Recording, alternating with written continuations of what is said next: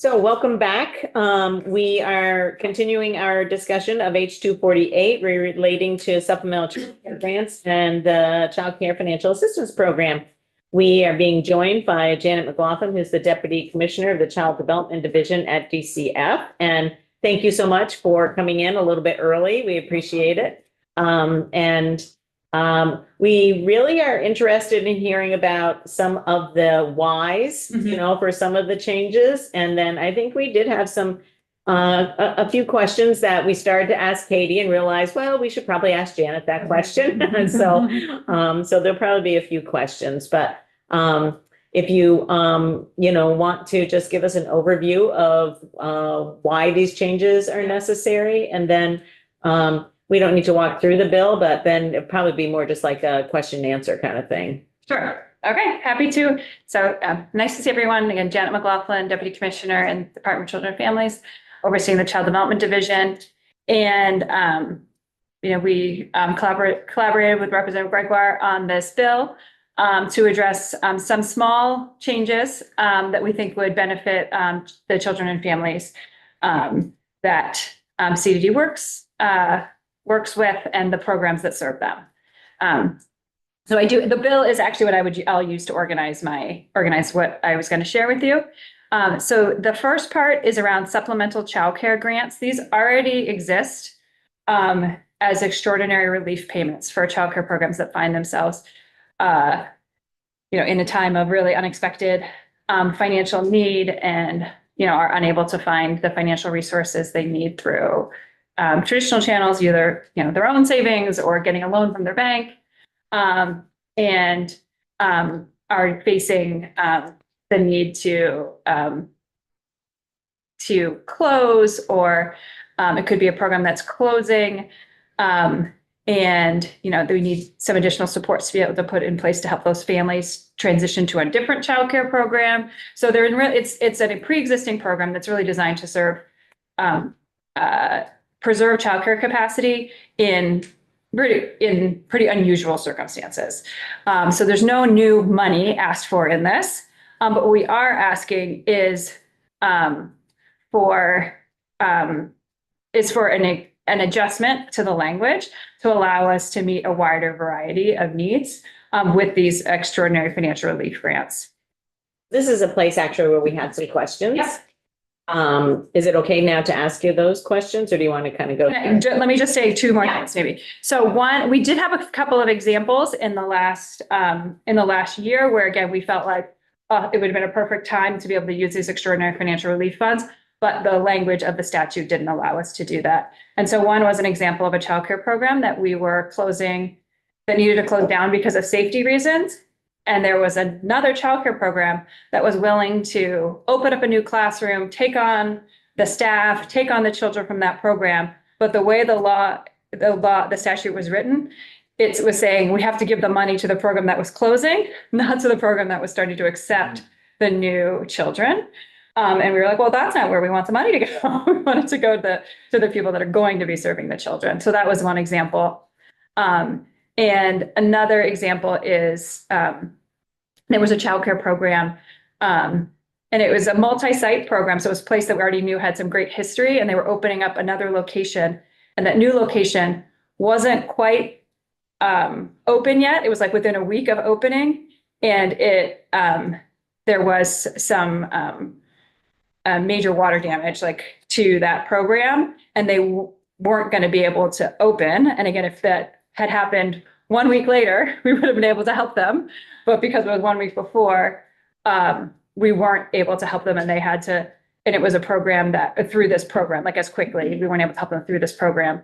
And so, and it was going to keep them from opening up these brand new infant toddler spots because they were going to have to move children amongst their existing sites. And so those are a couple of examples of where we wanted to really get this back to really focusing on the purpose of this is to sustain childcare capacity. And that's the purpose of what we think the purpose of this is.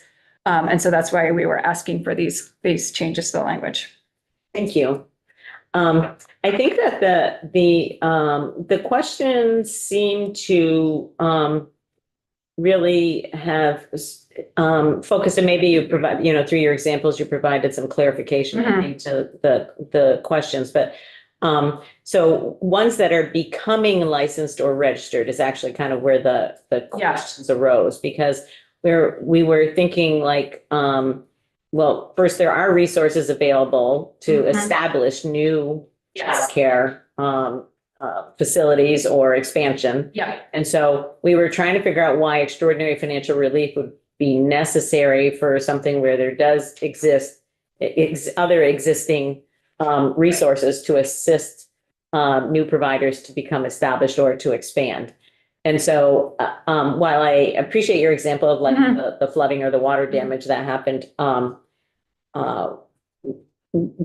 was that provider, or in that circumstances, could they have accessed those other funds that assist in that is what we ended up doing this time, right? Is they did end up getting some funds through First Children's Finance, which is the nonprofit that we give capacity building funds to. And so they were able to do that. It's just that took much longer than us being able to do the extraordinary financial relief. Yeah. Okay. I just think that we have probably, we're a little EFR shy in this committee right now, to be perfectly honest, just because of not anything to do with this program, but sort of some of us are having EFR PTSD because of the tens of millions of dollars that we've been putting into nursing homes and with less access, frankly. So Representative Steady had a question, then Representative McGuire, did you have a question? You said this is just changes to the current? Yes. What is the current? What is the current, so I can compare? Yeah, so the current is the language that's not underlined, right? So the changes are all just the underlined language. It's right at what you're reading, Representative Steady. Okay, so just the underlined of the changes? Yes, just the underlined changes. Okay, And thank you. so, yeah. It helps because I'm new. The other thing that we did is Katie and Lori forwarded to all members of the committee the whole statute where the full program sits. Oh, yeah. So that not right at this moment, but you can go there and familiarize yourself with the legislation that passed a couple of years ago, so that you will have an understanding of sort of the how these things fit into the broader legislation. Representative McGuire, did you have a question? Yeah, I just, the same thing as previously. Could you just clarify to me the difference between a licensed and registered? Yeah, so for family childcare homes specifically, we have two different categories. One is registered and one is licensed. So the registered are the smaller family childcare homes that typically would serve 6 kids under the age of 5 and maybe have 4 school-age children after school or in the summers. And the regulatory requirements for those family childcare homes is lower than the regulatory requirements for licensed family childcare homes. And those have a little higher qualifications and regulatory and sort of facility requirements. And they are typically up to 12 children. I can have up to 12 children that are, 5 and under, as long as they had a second staff person available for those children. Thank you. Yeah. Okay, go ahead. Douglas first. Okay. Go ahead, Representative Bishop. Is there a definition in statute for extraordinary financial relief? I'm not, I'm not seeing it I in, think that's been defined in this bill. Yeah. I don't see it in, well, I'm not sure I'm looking at the right definition section of chapter 35, title 33, but. Yeah, I mean, it defines how it could be used, but it doesn't necessarily identify like dollar limits or any of that kind of stuff. This kind of assistance has been provided in the past. But I think that understanding a little bit more about how it would be used what the dollar amounts are? Like, do you have a Mhm. separate line item for that? Not line item, but a separate part of your budget and things like that might be helpful. Yeah, we have it's been about 350, maybe somewhere between 325 and 350 is what we have available for extraordinary financial relief grants. And to be perfectly honest, since some of the Act 76 money has been available, we've seen fewer requests for those. Before, we would just see them because programs like couldn't balance their budgets. And now we're seeing them much more tied to, a circumstance that's outside of the program's control that would be really difficult for them to plan for. And then also maybe in this case, it was tied to the fact that that program had, one example, right, had already taken on some additional financial responsibilities because they had already been planning on an expansion. So they just didn't have that extra room for an emergency. But sometimes, we would expect that programs would plan ahead for emergencies. But I think the trick you're getting at, Amber, is like, what is the definition of extraordinary? And that gets laid out, I think, in the application for the program, which is something I can certainly forward on to you. Thank you. That would be helpful. Thank you. Representative Garofano. Two questions. So one, I would assume that the application has, is there criteria around when this is utilized within CDD? Like what qualifies? Yeah. So the application, right. So the application does have has the criteria. So I think that would be the thing that would be the most helpful. And it is ideally designed to, extraordinary means it's out of the ordinary. So it's difficult to predict every single thing. So there is some flexibility, right? This is one of those kinds of programs that is designed to be to have a little bit, to give the agency a little bit more discretion to when childcare capacity is we see like an imminent risk to childcare capacity. And then my second question is, if you can just explain a little bit the process for the capacity building program to kind of distinguish what that is like compared to someone needing, as a result of some extraordinary event that would happen. Okay. Yeah. So the capacity building grants are typically have 2 or 3 set deadlines, right, throughout the year. It's designed to be, a competitive process, right? There's a lengthier application that's required. There is, and it's an external review process, right? It does include, that includes staff at First Children's Finance, but also staff from the division, as well as others taking a look at things. But again, because it's sort of a competitive process, it's on a specific timeline. Whereas this is a grant program that's much more, and it doesn't, in the capacity building grants, the requests almost always exceed the amount of money that's available, right? And again, the timeline is just longer. This is again designed to be kind of more like just-in-time funds for things that you couldn't plan ahead on. Other thoughts or questions about this? Yeah, go ahead. And sort of for a little further drilling down on that issue,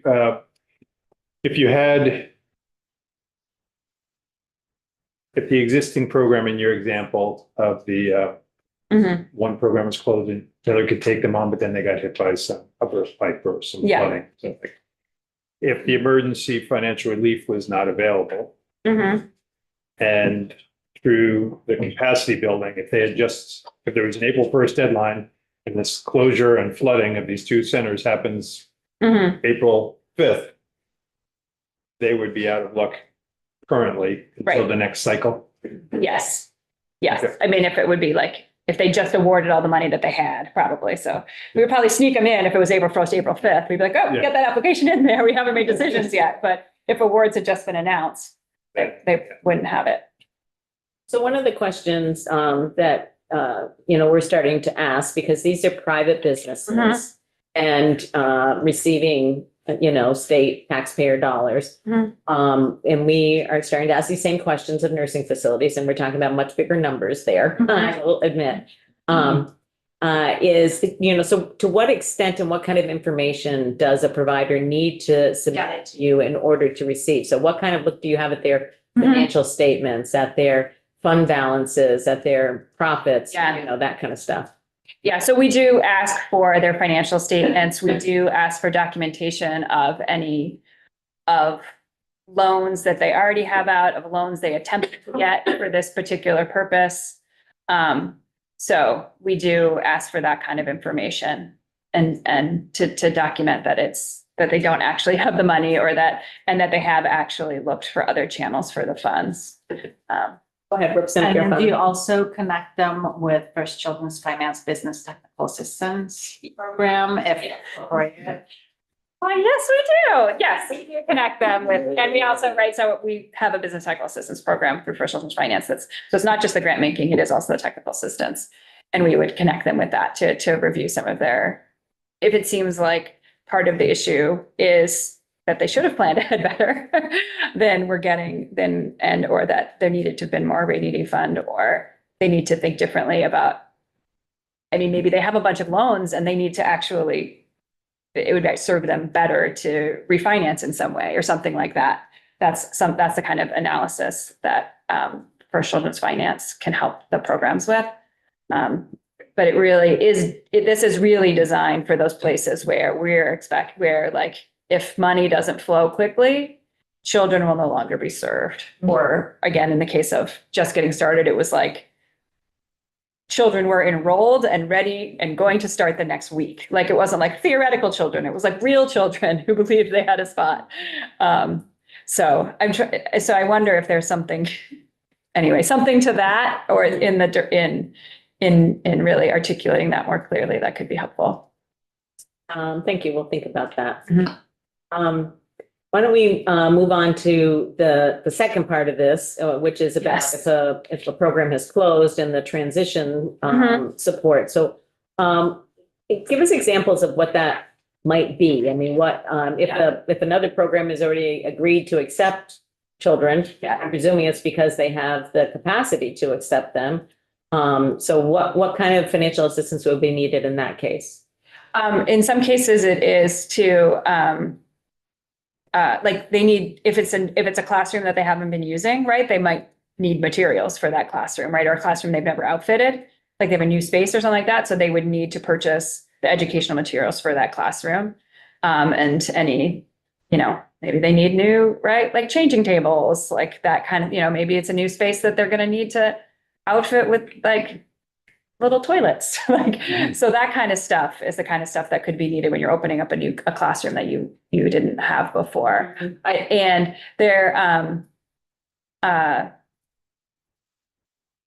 also there is, in this particular one specific example that happened, there also was a place of there is a transition time in which they wanted to have that new staff come in, the staff from the old program come in, observe how that program operated, right? Get trained on that program's procedures. And so that was a period of time where they didn't feel that they could be charging those families, right? Like families the full amount if they weren't getting full services, but they need to keep paying the staff. So and again, these are really small, right? These are small programs, and this is, so it's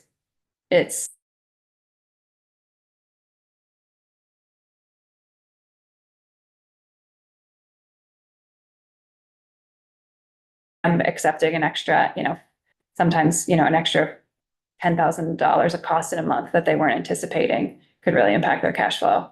And we want them to accept those. We want to incent them to, take those kids on. Of course, yeah. And I keep thinking, going back to what you said at the outset, that this is about maintaining or enhancing capacity. And I guess that's not sure that that's exactly, but for an existing provider to accept, I guess it is if they opened up a new classroom. Yeah, that's what it is. It really was. It's in those circumstances. It's not like they have classrooms that are under enrolled and now the kids are enrolled there. Right. It's like the ones that they're expanding on a schedule that they weren't anticipating in response to an emergency. Yeah. Are there other questions in that particular area? Okay, let's move on. We granted, we're talking about a much smaller amount of money than, what we have been typically talking about for other EFR programs. And I think that so we're just, like I said, just trying to do our due diligence about making sure that under what circumstances Yes. that this would be provided, particularly since we're talking about, private enterprise Mhm. and taxpayer dollars. So Yes, yes. appreciate that. Thank you. Yeah, you look like, It is private, well, it's private enterprise, but so many of these examples were nonprofits, just like, right? I didn't say for profit. I know, they don't have a profit motivation here, but they are, I get. but I, Nonprofit daycares, Oh, yeah, Mhm. yes, there's plenty of, nonprofit, yeah, nonprofit childcare centers. Yeah. Um, like what, like the after school programs and those type of The Greater programs? Burlington YMCA. Yeah, like those kind of programs. There's Yeah. there's Yeah, one. Yeah, those. I'm just thinking about, just to ask for an update. Do you have any update on Turtle Island and what's happening on Turtle Island? not any more than probably some other people in this room might have, but in I mean. Do they have a new location? I don't believe they do have a new location identified yet. I know that I know that they've been meeting with First Children's Finance weekly, as they are thinking through their options and making sure that they're, working with their realtor. I know they visited at least 4 sites to, with Office of Fire Safety and things like that, but I haven't. It's been a well-established childcare center here in Montpelier that the owner of the building is selling, and Oh, no. yeah, so they need to find a new location. So I don't know. Looks like Sarah may have information over there. I don't know. Information? Yeah, it's- Do you have any information about that, Sarah? Sarah Kennedy from Westbrook Kids. I don't want to speak out of turn, but I believe that there was a city council meeting happening or some subcommittee in Montpelier this week around the potential for a satellite thing. There may be 2 sites under consideration. I don't know. I believe conversations are progressing. Okay, good. I did talk to a Turtle Island parent on Monday and I didn't have so much information. It was from 48 hours ago. So Sarah maybe has more information. Well, it's a program again that serves dozens of. It does. So, That's scary. yeah. Okay, let's move through some of the other changes that you're looking at. So far the changes that we've looked at are ones that are at our initiation, the state's initiation, not necessarily in response to any federal legislation. Correct. Or rules, I should. That's say. right. That's right. Okay. And then these changes for childcare financial assistance that are being requested are as a result of the federal rule change, the Childcare Development Fund promulgated new rules last spring with some major requirements that would need to change the design of childcare financial assistance. As you guys know, we have been in the midst of updating our childcare financial assistance in other ways very dramatically. And so now, so as a result, we asked for an extension from the federal government on implementing those changes. And we do have officially have until next August to make those changes. But some of them are quite large, and so we need to get started. So we asked for these changes now that we think would give us the flexibility to get started and begin to roll out the changes as they're ready. So let's see. The first change that's on here relates to a requirement by the federal government that we provide some of our childcare financial assistance through grants and contracts for spaces rather than as subsidy payments in the same way that childcare financial assistance is currently designed. And so what that looks like typically is that you are, with a specific childcare program or provider, you would give them a contract that says, these spaces, we're going to pay you this much for these spaces that are reserved for us, specifically for children with disabilities, for example. And, in that case, you would imagine that the amount that the state would pay would probably be higher than what we would pay for a typically developing child.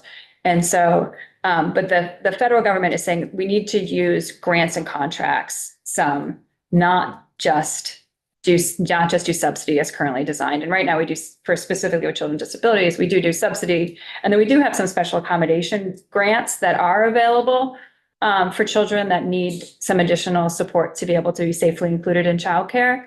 But those don't meet this definition, the federal definition. The federal definition would include like the money for the actual childcare services, as well as, Not just the supplement. yeah, not just a supplement, as well as whatever is actually needed to keep that children included. So this just, and there's 3 categories that they're asking us to work on a plan for, and that requires some supply and demand some analysis that we're in the process of contracting for right now. But this just allows us to, the change that's on page 3 of the bill right in the middle just says we can support eligible families either through establishing services with the contract or a grant or through a subsidy-based payment. So it's just giving us the flexibility to do either one, which means that as soon as sort of that program is, as soon as we have the design ready to go, we'd be able to start piloting what that would look like. And this is the kind of thing where we imagine we probably are going to start maybe small, maybe we're going to start with some of those places where we know that, like, we have some programs that we regularly give special accommodation grants to.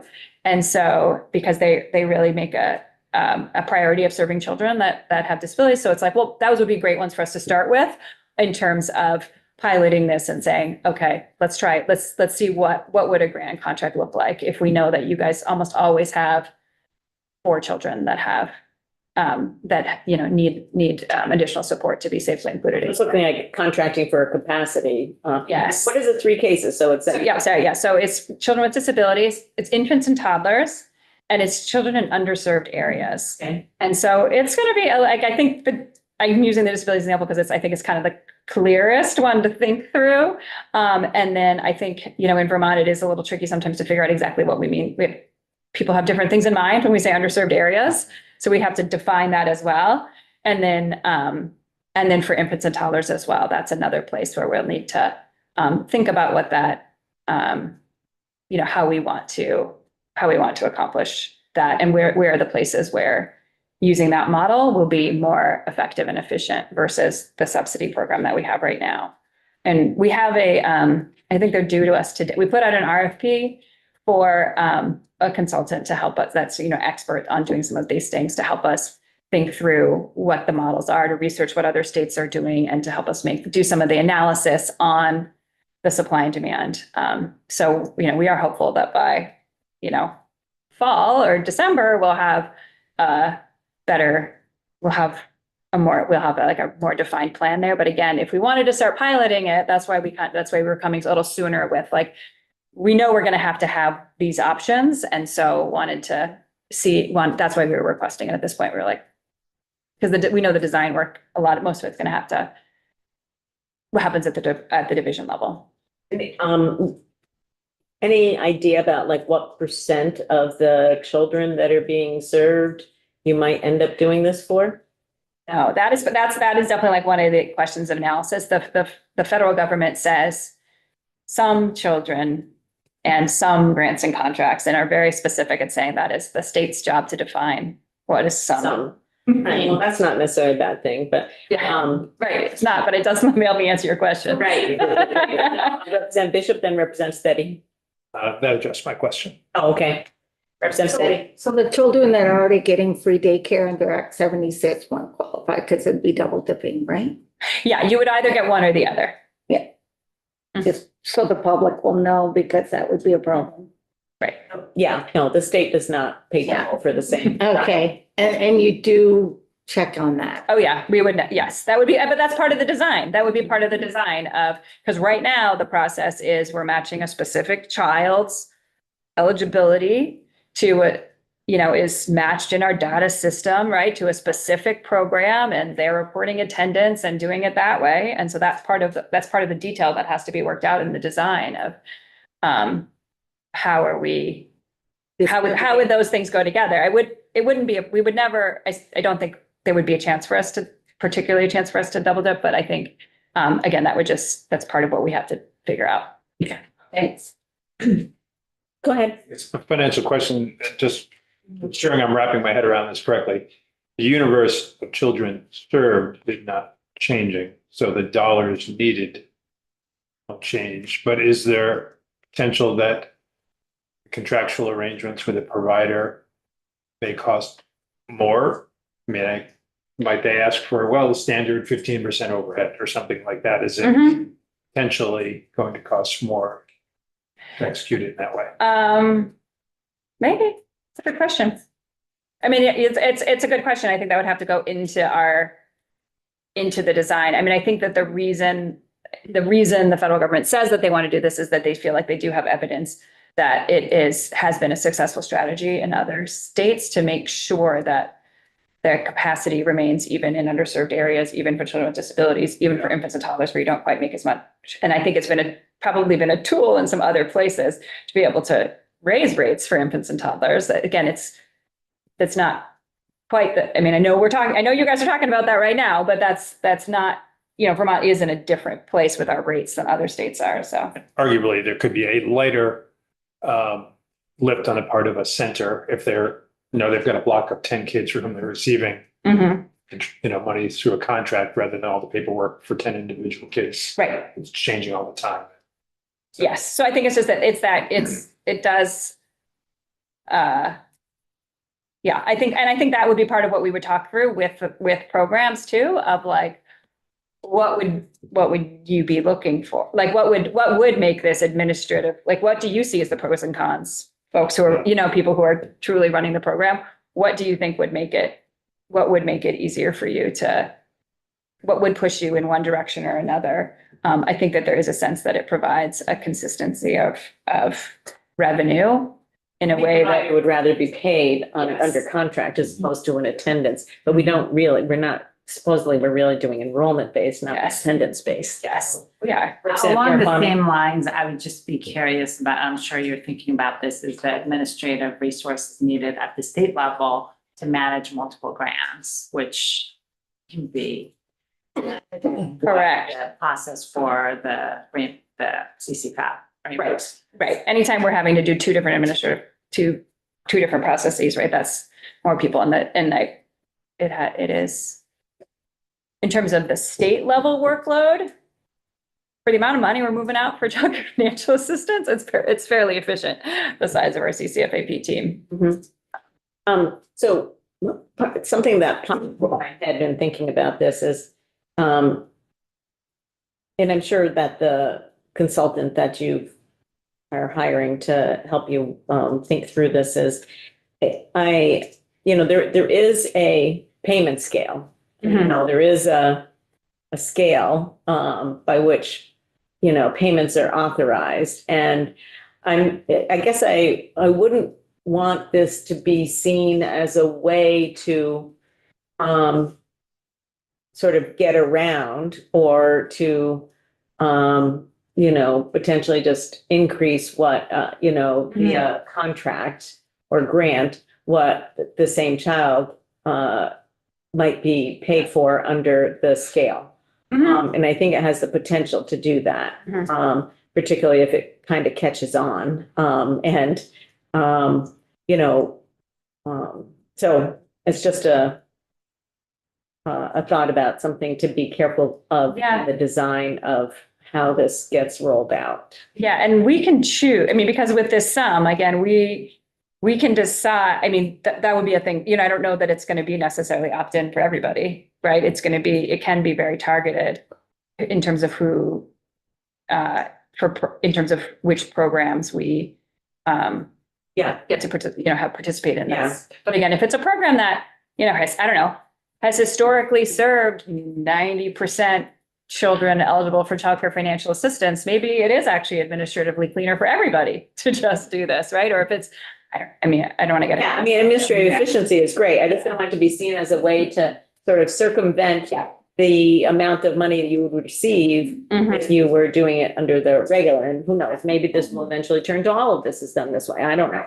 But, starting small and understanding what the, we don't want any unintended consequences, I guess, that's, Yeah, so I'm guessing, I don't think I probably understand this very well yet. So, but is there any chance that by setting up these kind of contracts, that you're committing an organization to engaging a certain kind of child that would preclude other children from getting in? And so you might, Yeah. there might be access issues for other children who might qualify in another way. That's a good question. Yes, I mean, yes, there's only a certain number of spaces, right, in any given program. So yes. we need to, there's a